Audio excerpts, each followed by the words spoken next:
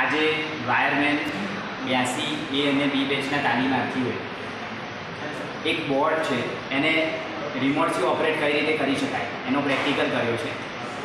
તમે જોઈ શકો છો અહીંયા એક બોર્ડ છે, એને સ્વિચથી પણ ઓપરેટ થાય અને રિમોટથી પણ ઓપરેટ થાય એ રીતે અહીંયા વાયરિંગ કનેક્શનમાં ફેરફાર કરીને દરેક તાલીમાર્થીઓએ મહેનત કરીને અને વાયરિંગ કરેલું છે.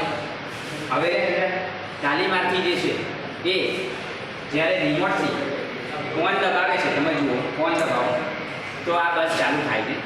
એ સમયે તમે જોઈ શકો છો આ બધા બલ્બ ચાલુ થાય છે અને જ્યારે ઓફ કરે છે તો બધા બલ્બ શું થાય છે? બંધ થાય છે. બરાબર? તો રિમોટથી જ્યારે આપણે ઓપરેટ થાય છે. હવે એ સમયે 1 દબાવો, 2 દબાવો, 3, 4 તમે જોઈ શકો છો એક પછી એક બલ્બ ચાલુ થયો છે. હવે બંધ કરો. 1 દબાવો ફરી.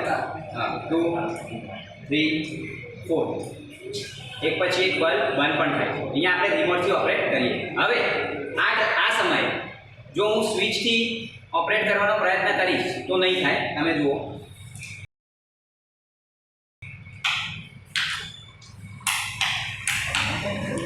સ્વિચથી ઓપરેટ કરીએ છીએ તો નથી, પરંતુ અહીંયા 2 વે સ્વિચનો ઉપયોગ એક કર્યો છે અને એની અંદર આ 2 વે સ્વિચ અત્યારે જે પોઝિશનમાં છે એ પોઝિશન હું બદલું છું અને એને 2 વે સ્વિચની પોઝિશન બદલી છે. હવે આ જે બલ્બ છે એ સ્વિચથી પણ ચાલુ બંધ થશે. ઓફ ધ લાઇટ, ઓફ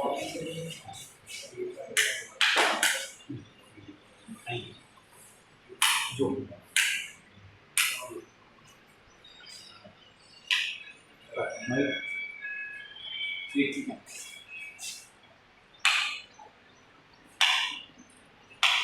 અને આ જ સમયે રિમોટથી પણ ચાલુ બંધ થશે. જુઓ 1, 2, 3, 4 ફરી પાછું બંધ કરો.